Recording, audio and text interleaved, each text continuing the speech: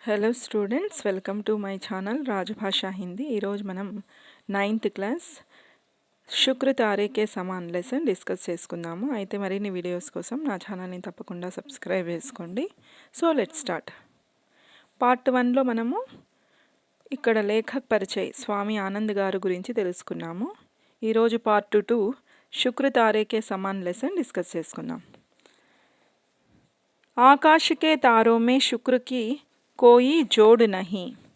ఆకాశంలో ఉన్న నక్షత్రాలలో శుక్ర నక్షత్రానికి సాటి మరి ఒకటి లేదు. శుక్ర చంద్ర కా సాథీ మానా జాతా హై. శుక్రుడు చంద్రుడికి మిత్రుడు అని చెప్పవచ్చు. అంటే ఇక్కడ ఏమిటంటే అత్యంత ప్రత్యేకమైన నక్షత్రం ఈ శుక్ర నక్షత్రం. చంద్రునికి సహచరునిగా పరిగణించబడుతుందన్నమాట శుక్ర నక్షత్రం. उसकी आभा प्रभा का वर्णन करने में संसार के कवि थके नहीं. గొప్ప గొప్ప కవులు శుక్రగ్రహం యొక్క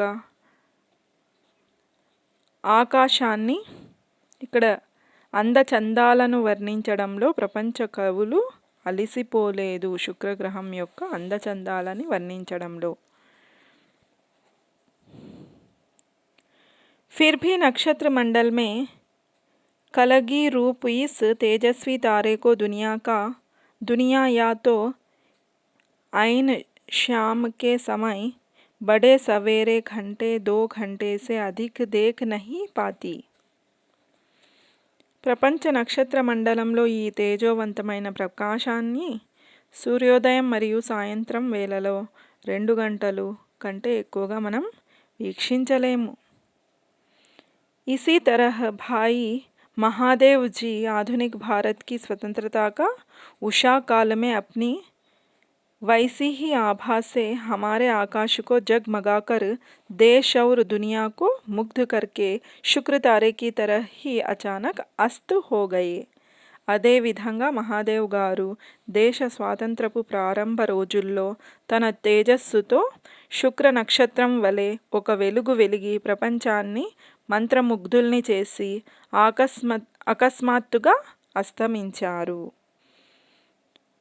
सेवा धर्म का पालन करने के लिए इस धरती पर जन्मे स्वर्गीय महादेव देसाई गांधी जी के मंत्री थे. సేవా ధర్మాన్ని పాటించడానికి ఈ భూమిపైన జన్మించిన దివంగత మహాదేవ్ దేశాయి గాంధీజీ మంత్రిగా ఉన్నారు. మిత్రోं के बीच विनोद में अपने को गांधी जी का हम्माल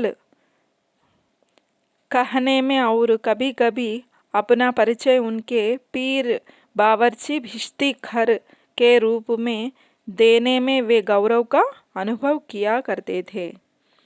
స్నేహితుల మధ్య తనను తాను గాంధీజీ గారి కూలీ అని సరదాగా పిలుచుకునేవారు. తనని తాను గాంధీజీ గారికి నీళ్లు అందించేవానిగా మరియు వంటవాడిగా సేవకునిగా పరిచయం చేసుకోవడంలో గర్వపడేవాళ్ళు ఇక్కడ మహాదేవ్ దేశాయి గారు. ఇక్కడ బావర్చి అంటే వంట చేసేవాళ్ళు అని అర్థం. गांधी के लिए वे पुत्र से भी अधिक थे. గాంధీజీకి మహాదేవ్ గారు కొడుకు కంటే ఎక్కువ. जब सन 1917 में वे गांधी जी के पास पहुंचे थे, तभी गांधी जी ने उनको तत्काल पहचान लिया और उनको अपने उत्तराधिकारी का पद सौंप दिया. 1917లో గాంధీజీ వద్దకు రాగానే గాంధీజీ వెంటనే ఆయనను గురించి తెలుసుకొని తన వారసుడిగా ప్రకటించారు. सन 1919 में जलियनवाला बाग के हत्याकांड के दिनों में पंजाब जाते हुए गांधी जी को पलवल स्टेशन पर गिरफ्तार किया गया था. 1919లో జలియన్వాలాబాగ్ మరణకాండ సందర్భంగా గాంధీజీ గారిని పంజాబ్ వెళ్తుండగా పల్వల్ స్టేషన్ వద్ద అరెస్టు చేయబడ్డారన్నమాట గాంధీజీ గారు.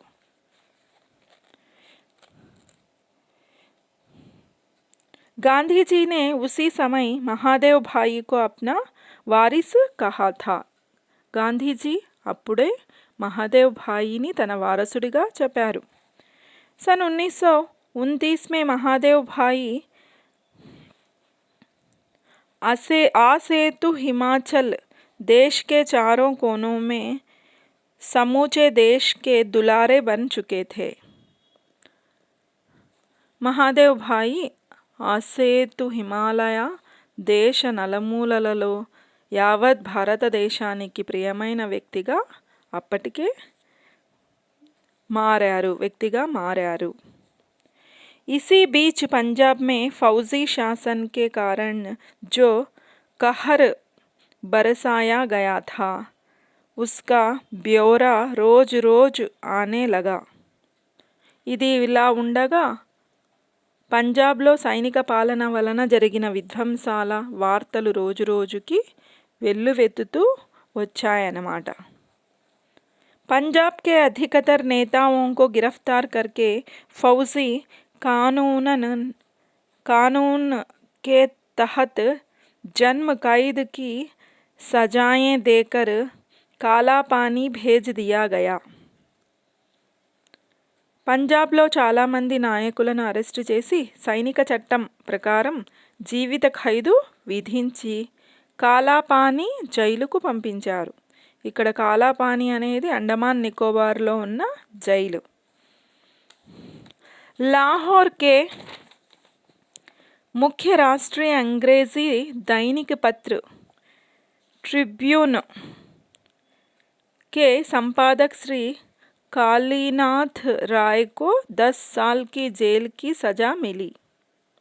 లాహోర్లోని ప్రధాన ఆంగ్ల దినపత్రిక ట్రిబ్యూన్ సంపాదకుడైన శ్రీ కాశీనాథ్ రాయ్ గారికి 10 సంవత్సరాల పాటు జైలు శిక్ష విధించబడింది.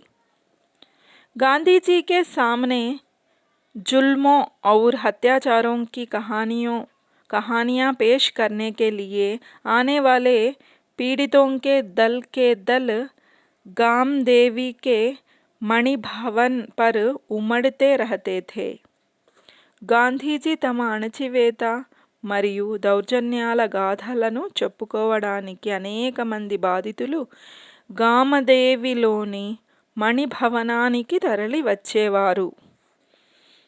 महादेव उनकी बातों की संक्षिप्त टिप्पणियाँ तैयार करके उनको गांधी जी के सामने पेश करते थे और आने वालों के साथ उनकी रूबरू मुलाकातें भी करवाते थे.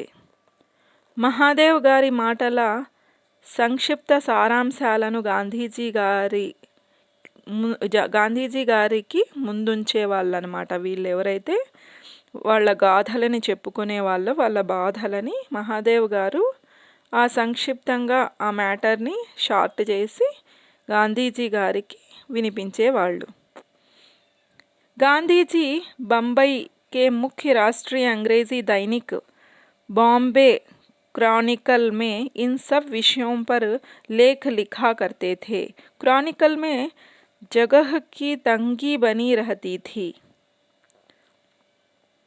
గాంధీజీ బాంబే యొక్క ప్రధాన ఆంగ్ల దినపత్రిక బాంబే క్రానికల్లో విషయాలన్నింటిపైన వ్యాసాలు రాసేవారు. దీంతో క్రానికల్ పత్రికలో స్థలాభావం ఏర్పడేది, అంటే స్థలం తక్కువ అయ్యేదన్నమాట. ఈ కాలమ్స్తో నిండిపోయి వ్యాసాలతో నిండిపోయి. कुछ ही दिनों में क्रॉनिकल के निडर अंग्रेज संपादक हॉर्नीमैन को सरकार ने देश निकालने की सज़ा देकर इंग्लैंड भेज दिया.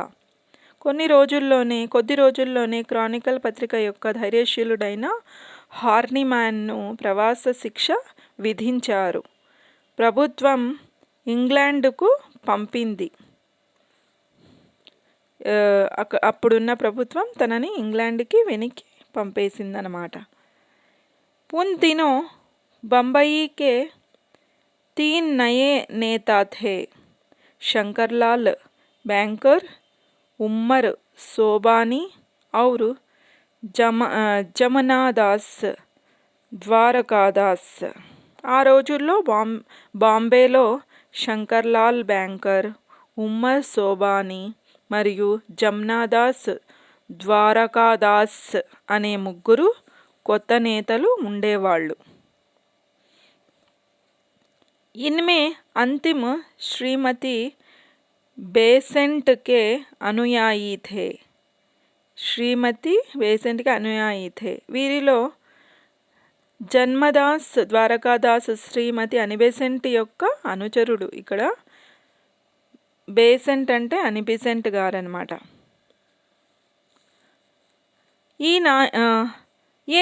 ये नेता यंग इंडिया नाम का एक अंग्रेजी साप्ताहिक भी निकालते थे.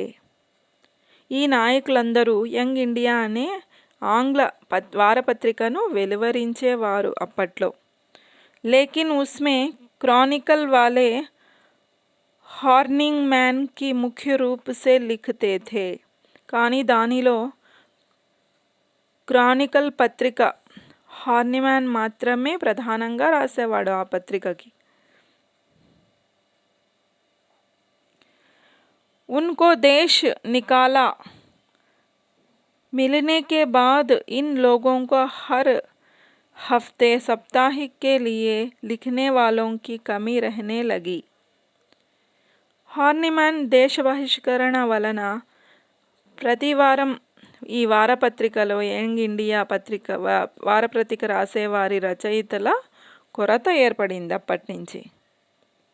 ये तीनों नेता गांधी जी के परम प्रशंसक थे और उनके सत्याग्रह आंदोलन में बम्बई के बेजोड़ नेता भी थे. ఈ ముగ్గురు నాయకులు గాంధీజీ యొక్క పరమ భక్తులు మరియు సత్యాగ్రహ ఉద్యమంలో బాంబేకి తిరుగులేని నాయకులు కూడా అన్నమాట వారు. इन्होंने गांधी जी से विनती की कि वे यंग इंडिया के संपादक बन जाए. गांधी जी को तो इसकी सख्त ज़रूरत थी ही. उन्होंने विनती तुरंत स्वीकार कर ली. గాంధీజీ గారిని కలిసి యంగ్ ఇండియా వారపత్రికకు సంపాదకునిగా వ్యవహరించమని వేడుకున్నారనమాట, రిక్వెస్ట్ చేసినారు వీళ్ళందరూ. గాంధీజీకి కూడా దాని పత్రిక యొక్క అవసరం చాలా ఉంది. వెంటనే సరే అని గాంధీజీ గారు అప్పట్లో ఒప్పుకున్నారన్నమాట. गांधी का काम इतना बढ़ गया कि साप्ताहिक पत्र भी कम पड़ने लगा. వారపత్రికలలో కూడా సరిపోనంతగా గాంధీజీ పని పెరిగిపోయింది. गांधी ने यंग इंडिया को हफ्ते में 2 बार प्रकाशित करने का निश्चय किया. గాంధీజీతో యంగ్ ఇండియా వారపత్రికను వారానికి 2 సార్లు మాత్రమే యంగ్ ఇండియా పత్రికను వారానికి 2 సార్లు ప్రచురించాలని నిర్ణయించారు గాంధీజీ గారు. దీంతో బిజీగా ఉండడం వల్ల हर रोज़ का पत्र व्यवहार और मुलाकातें, आम सभाएं आदि कामों के अलावा यंग इंडिया साप्ताहिक में छापने के लेख, टिप्पणियाँ, पंजाब के मामलों का सार संक्षेप और गांधी जी के लेख, यह सारी सामग्री हम 3 दिन में तैयार करते.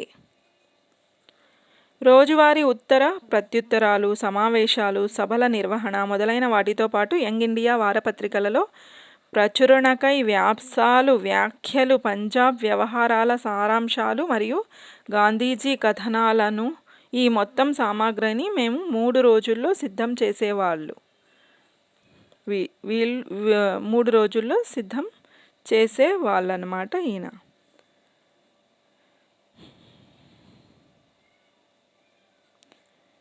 यंग इंडिया के पीछे पीछे नवजीवन भी गांधी जी के पास आया और दोनों साप्ताहिक अहमदाबाद से निकलने लगे.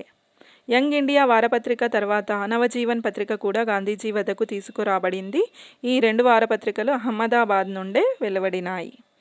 6 महीनों के लिए मैं भी सबरमती आश्रम में रहने पहुंचा. సబర్మతి ఆశ్రమంలో 6 నెలల పాటు గడపడానికి నేను కూడా వెళ్ళాను. ఇక్కడ నేను కూడా అంటే మహాదేవ్ గారు అనమాట. शुरू में ग्राहकों के हिसाब किताब की और साप्ताहिकों को डाक में डलवाने की व्यवस्था मेरे जिम्मे रही. మొదట్లో కొనుగోలుదారుల ఖాతాలు మరియు వారపత్రికలకు సామాగ్రిని పోస్టులో పంపే ఏర్పాట్లు బాధ్యతలన్నింటినీ నేను చూసేవాణ్ణి. लेकिन कुछ ही दिनों के बाद संपादन सहित दोनों साप्ताहिकों की और छापाखाने की सारी व्यवस्था मेरे జిమ్మే ఆగయి. కానీ కొన్ని రోజుల్లోనే సంపాదకీయంతో పాటు వారపత్రికలు, ముద్రణాలయ ఏర్పాట్లు పూర్తి బాధ్యత నాకు అప్పగించబడింది. గాంధీజీ और महादेव का सारा समय देश भ्रमण में बीतने लगा. గాంధీజీ మరియు మహాదేవుల సమయం అంతా దేశ పర్యటనలోనే గడిచేది. ये जहाँ भी होते वहाँ से कामों और कार्यक्रमों की भारी भीड़ के बीच भी समय निकालकर लेख लिखते और भेजते. అతను కార్యక్రమాలలో వారు భారీ గుంపుల మధ్య ఎక్కడున్నా సరే రచనలు, వ్యాసాలు రాసి పంపేవాళ్ళనమాట పత్రికలకి.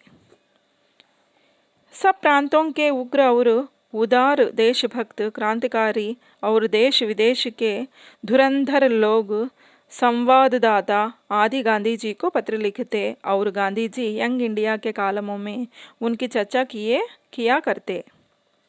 అన్ని ప్రాంతాల నుండి ఉదార దేశభక్తులు, విప్లవకారులు, దేశ విదేశాల మతోన్మాదులు, విలేఖరులు మొదలైన వారు గొప్ప వ్యక్తులు గాంధీజీ గారికి లేఖలు రాసేవారు. గాంధీజీ వాటిని యంగ్ ఇండియాలో కాలమ్స్లో పత్రికల్లో రాసేవారనమాట, చర్చించేవారు ఆ టాపిక్స్ని. महादेव गांधी जी की यात्राओं के और प्रतिदिन की उनके गतिविधियों के साप्ताहिक विवरण भेजा करते थे. మహాదేవ్ గారు గాంధీజీ గారి పర్యటనల రోజువారీ పనుల గురించి అలాగే రోజువారీ పనుల గురించి వివరాలను వారానికి ఒకసారి పంపేవారనమాట మహాదేవ్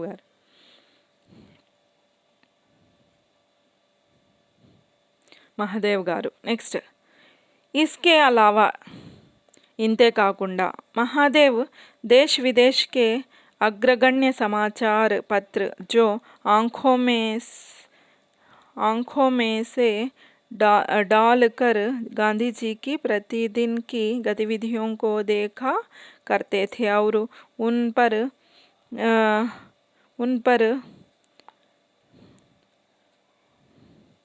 टीका टिप्पणियाँ करते रहते थे.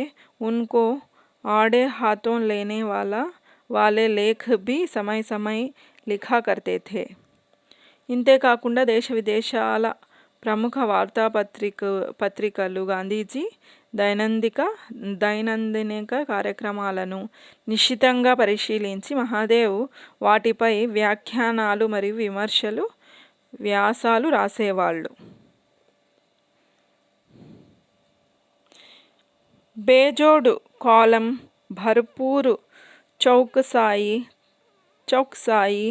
ऊंचे से ऊंचे ब्रिटिश समाचार पत्र की परंपराओं को अपनाकर चलने का गांधी जी का आग्रह और कट्टर से कट्टर विरोधियों के साथ भी पूरी सत्यनिष्ठा में से उत्पन्न होने वाली विनय विवेक युक्त विवाद करने की गांधी जी की तालीम, इन सब गुणों ने तीव्र मतभेदों और विरोधी प्रचार के बीच भी देश विदेश के सारे समाचार पत्रों की दुनिया में और एंग्लो इंडियन समाचार पत्रों के बीच भी व्यक्तिगत रूप से एमडी को सबका लाडला बना दिया था. అద్భుతమైన వ్యాసాలు క్షుణ్ణంగా పరిశీలించడంలో అత్యున్నత బ్రిటిష్ వార్తాపత్రికల సంప్రదాయాలను అనుసరించాలని గాంధీజీ కోరేవారు. బద్ధ ప్రత్యర్థులతో కూడా పూర్తి నిజాయితీతో మర్యాదపూర్వకంగా వివాదాలను విచక్షణతో పరిష్కరించాలని గాంధీజీ బోధించేవాళ్ళు. ఈ లక్షణాలన్నింటినీ మహాదేవ్ గారు వ్యక్తిగతంగా వార్తాపత్రికల ప్రపంచంలో అందరికీ ప్రియంగా మార్చాయి. ఆంగ్లో ఇండియన్ వార్తాపత్రికల మధ్య తీవ్ర విభేదాలు, వ్యతిరేక ప్రచారాలను కూడా మహాదేవ్ విచక్షణతో సక్రమంగా నిర్వహించేవాళ్ళు. गांधी जी के पास आने के पहले अपनी विद्यार्थी अवस्था में महादेव ने सरकार अनुवाद विभाग में नौकरी की थी. గాంధీజీ వద్దకు రాకపూర్వం మహాదేవ్ విద్యార్థి దశలో ప్రభుత్వ అనువాద విభాగంలో పనిచేసేవారు. నరహరి భాయి ఉన్కే జిగరీ దోస్త్ థే. నరహరి భాయి ఆయనకు ఆప్తమిత్రుడు, బెస్ట్ ఫ్రెండ్. दोनों एक साथ वकालत पढ़े थे. ఇద్దరు కలిసి లా చదివారు ఒకేసారి. दोनों ने अहमदाबाद में वकालत भी साथ साथ ही शुरू की थी. ఇద్దరూ కలిసి అహ్మదాబాద్లో ఒకేసారి న్యాయవాద వృత్తిని కూడా స్టార్ట్ చేశారు. पेशे में आम तौर पर स्याह को सफ़ेद और सफ़ेद को स्याह करना होता है. ఈ వృత్తిలో సాధారణంగా నలుపుని తెలుపుగా, తెలుపుని నలుపుగా మార్చాల్సి వస్తుంది. ఇక్కడ స్యాహకో సఫేద్ ఔర్ సఫేద్కో స్యాహ్ అని ఎందుకన్నారంటే, న్యాయవాదం అంటే అబద్ధం నిజంగా, నిజాన్ని అబద్ధంగా కొంతమంది చెప్పడం వల్ల. సాహిత్య और संस्कार के साथ इसका कोई संबंध नहीं रहता. దీనికి సాహిత్యానికి సంస్కృతికి ఏమాత్రం సంబంధం ఉండదు. लेकिन इन दोहों ने तो उसी समय से ठाकुर, शरतचंद्र आदि के साहित्य को उलटना पुलटना शुरू कर दिया था. కానీ వీరిద్దరు అంటే ఇక్కడ మహాదేవ్ గారు అలాగే వారి ఆప్తమిత్రుడు నరహరి భాయి. కానీ వీరిద్దరూ అప్పటి నుండి ఠాగూర్, శరత్చంద్ర మొదలైన వారి సాహిత్యాన్ని చదవడం, రాయడం ప్రారంభించారు.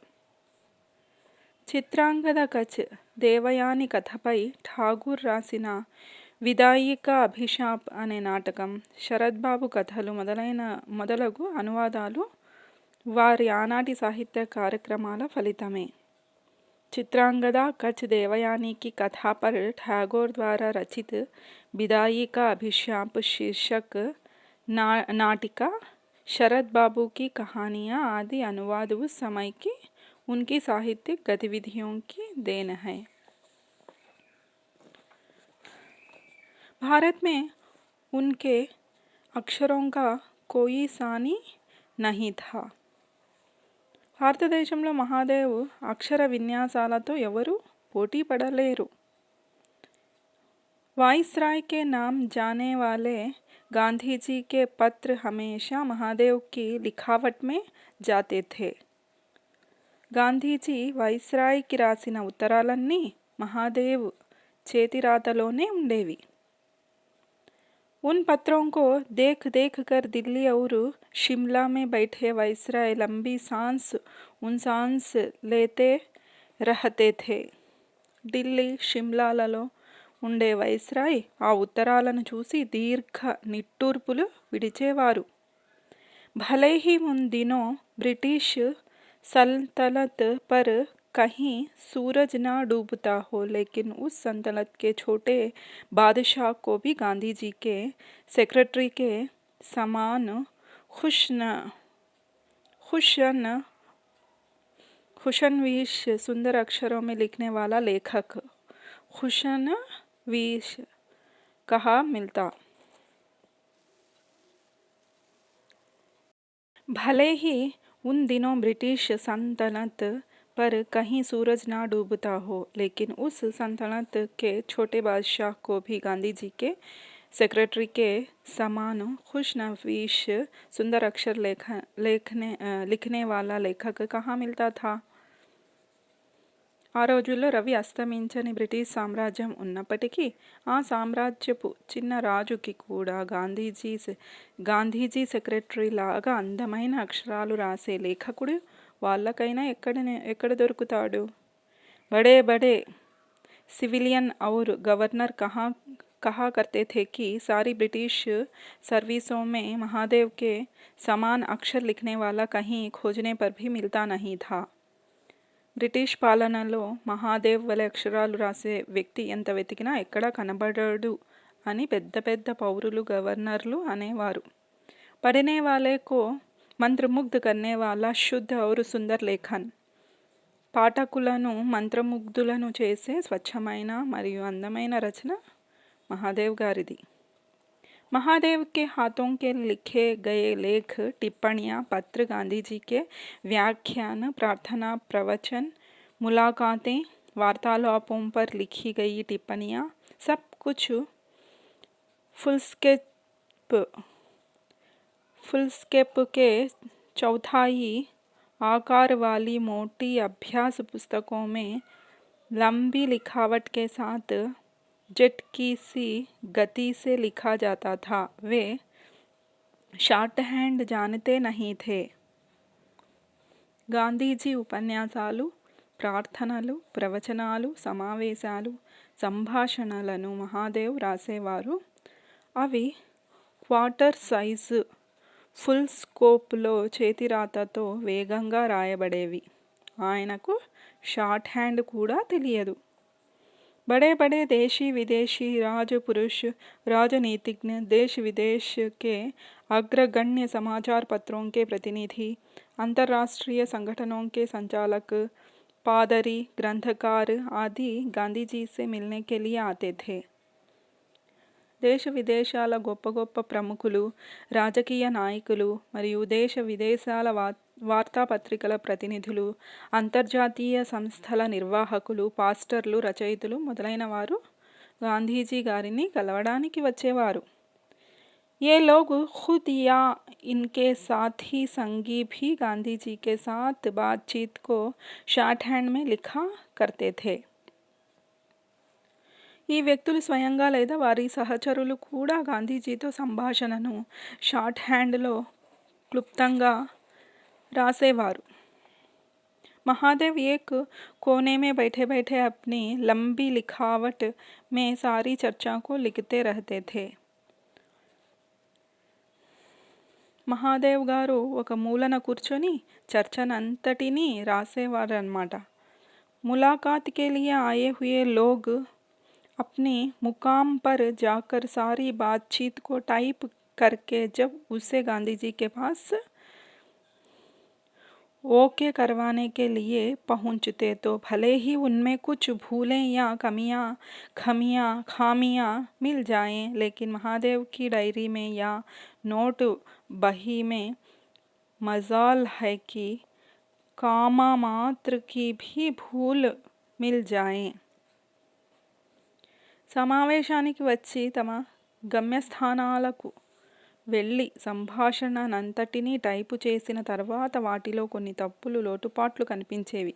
కానీ మహాదేవ్ గారు రాసుకున్న డైరీలో లేదా నోట్స్లో చిన్నపాటి తప్పు కూడా కనిపించేది కాదు. गांधी जी कहते हैं, महादेव के लिखे नोट के साथ थोड़ा मिलान कर लेना था ना. గాంధీజీ తన వ్యాసాన్ని మహాదేవ్ నోటుతో సవరించుకోమని అంటుండేవారు. और लोग दांतों उंगली दबाकर रह जाते. చాలామంది ఆశ్చర్యచకితులు అయ్యేవాళ్ళు ఇలా గాంధీ గారు చెప్తూనే మహాదేవ్ గారికి. लुई फिशर और गुंधर के समान धुरंधर लेखक अपनी टिप्पणियों का मिलान महादेव की टिप्पणियों के साथ करके उन्हें सुधारे बिना गांधी जी के पास ले जाने में हिचकिचाते थे.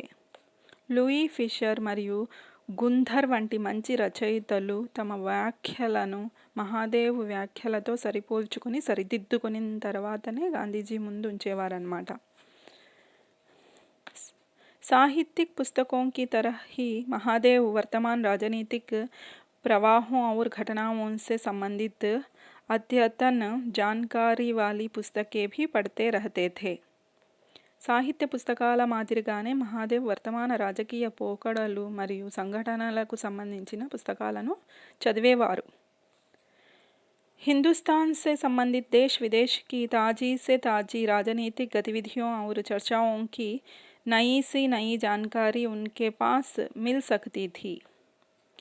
దేశ విదేశాలలో భారతదేశానికి సంబంధించిన తాజా రాజకీయ కార్యకలాపాలు మరియు చర్చల గురించి సమాచారం వారి వద్ద నుండేదన్నమాట. सभाओं में कमेटियों की बैठकों में या दौड़ती रेलगाड़ियों के डिब्बों में ऊपर की बर्थ पर बैठकर ठूस ठूस कर भरे अपने बड़े बड़े झोलों में रखे ताज़े से ताज़े समाचार पत्र, मासिक पत्र और पुस्तकें वे पढ़ते रहते अथवा यंग इंडिया और नवजीवन के लिए लेख लिखते रहते. సమావేశాల్లో, కమిటీ సమావేశాల్లో లేదా నడుస్తున్న రైళ్ళ కోచ్లలో పైన ఉన్న బెర్తులపై కూర్చొని తమ బ్యాగుల్లోనున్న పత్రికలు, వార్తాపత్రికలు, పుస్తకాలను చదివేవాడు. యంగ్ ఇండియా మరియు నవజీవన్లకు వార్తాపత్రికలకు వ్యాసాలు రాసేవారు. लगातार चलने वाली यात्राओं, हर स्टेशन पर दर्शनों के लिए इकट्ठा हुई जनता के विशाल समुदायों, सभाओं, मुलाकातों, बैठकों, चर्चाओं और बातचीतों के बीच वे स्वयं कब खाते, कब नहाते, कब सोते या कब अपनी हाजतें रफ़ा करते, किसी को इसका कोई पता नहीं चल पाता. నిరంతర ప్రయాణాల మధ్య సందర్శనలు, సమావేశాలు, చర్చలు, సంభాషణలు, ప్రజలు పెద్ద సంఖ్యలో గాంధీజీ దర్శనం కోసం ప్రతి స్టేషన్లో గుమిగూడేవారు. ఆయన ఎప్పుడు తింటారో, ఎప్పుడు స్నానం చేస్తారో, ఎప్పుడు నిద్రపోతారో తెలియదు.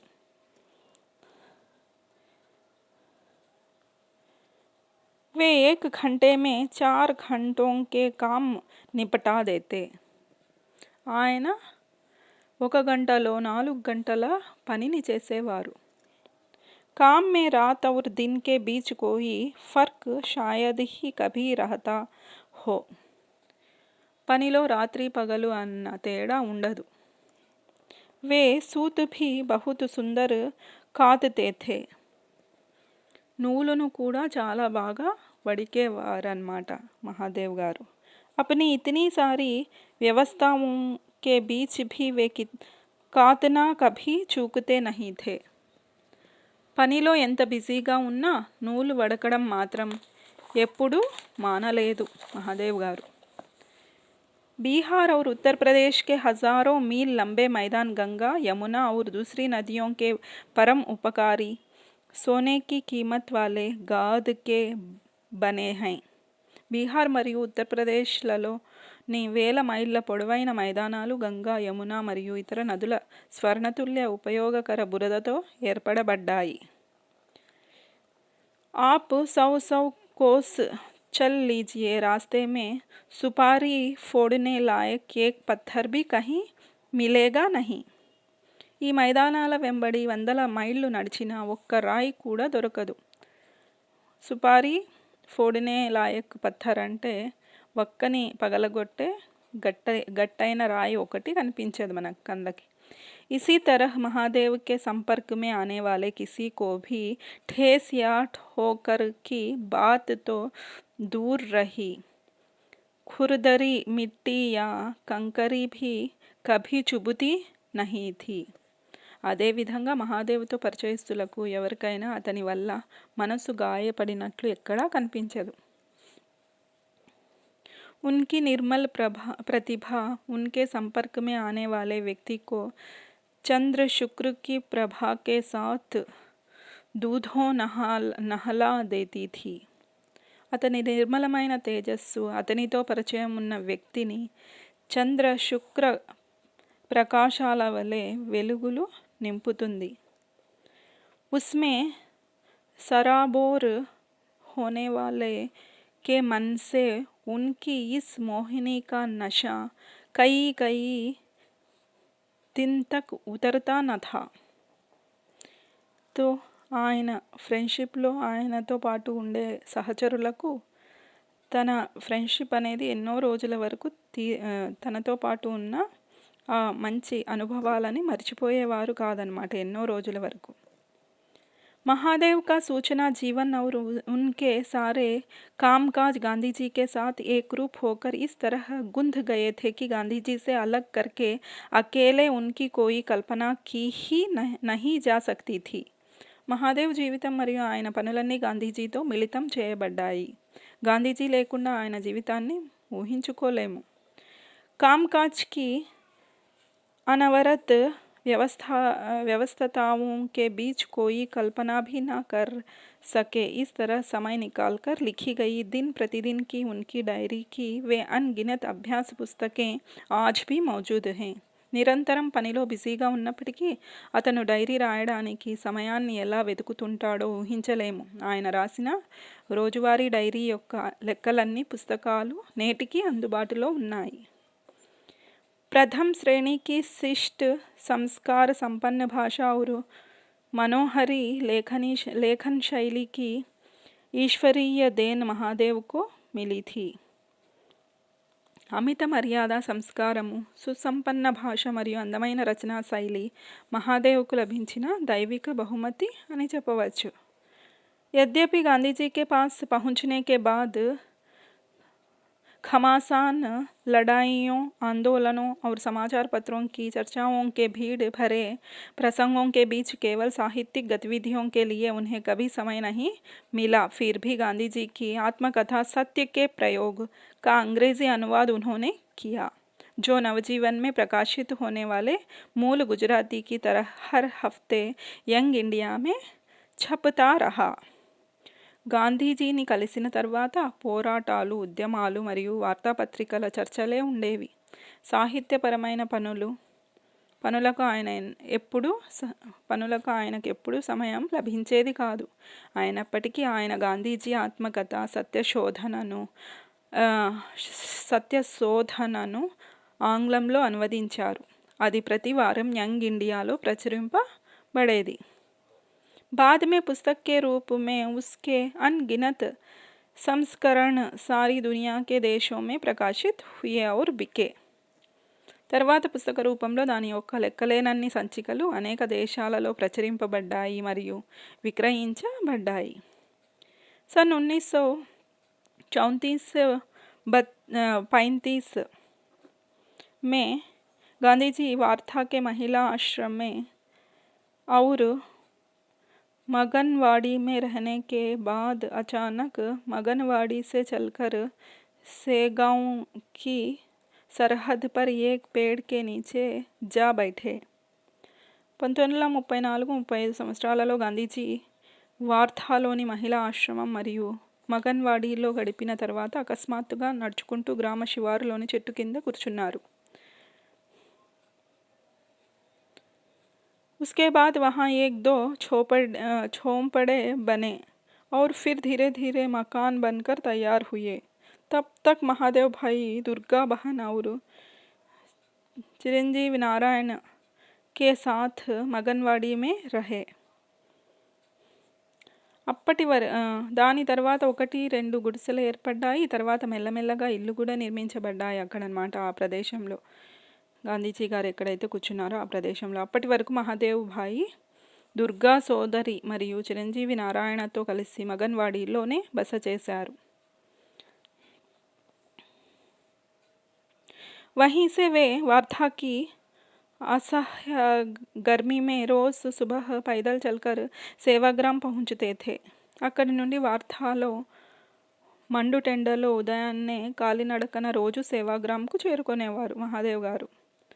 वहाँ दिन भर काम करके शाम को वापस पैदल आते थे. అక్కడ రోజంతా పనిచేసి సాయంత్రం కాలినడకన తిరిగి వచ్చేవారు. जाते आते पूरे 11 मील चलते थे. రాను పోను మొత్తం 11 మైళ్ళ దూరం నడిచేవారు. रोज रोज का यह सिलसिला लंबे समय तक चला. ఇదే తతంగం చాలా కాలం వరకు కొనసాగింది. कुल मिलाकर इसका जो प्रतिकूल प्रभाव पड़ा उनकी अकाल मृत्यु के कारणों में वह एक कारण माना जा सकता है. మొత్తం మీద దాని ప్రతికూల ప్రభావాలు వారి అకాల మరణానికి ఒక కారణంగా చెప్పవచ్చు. इस मौत का घाव गांधी जी के दिल में उनके जीते जी బనా హీ రహా. ఈ కారణం, ఈ మరణం యొక్క గాయం గాంధీజీ జీవించి ఉన్నంతకాలం వారి గుండెల్లో నిలిచిపోయింది. వే భాతృహరి కే భజన్ కి యహ్ పంక్తి హమేషా దొహరాతే రహే. గాంధీజీ భర్తృహరి కీర్తనలోని ఈ పంక్తిని ఎప్పుడూ వల్లిస్తూ ఉండేవారన్నమాట. ఏ రే జఖం జోగే నహీ జషే, యహ్ घाव कभी योग से भरेगा नहीं. ఏ రే జఖం జోగే నహీ జషే అని చెప్పేసి, ఈ గాయం యోగాతో ఎన్నడూ మానదు అని చెప్పేసి అన్నమాట. बाद के सालों में प्यारेलाल जी से कुछ कहना होता और गांधी जी उनको बुलाते तो उस समय भी अनायास उनके मुँह से महादेव ही निकलता.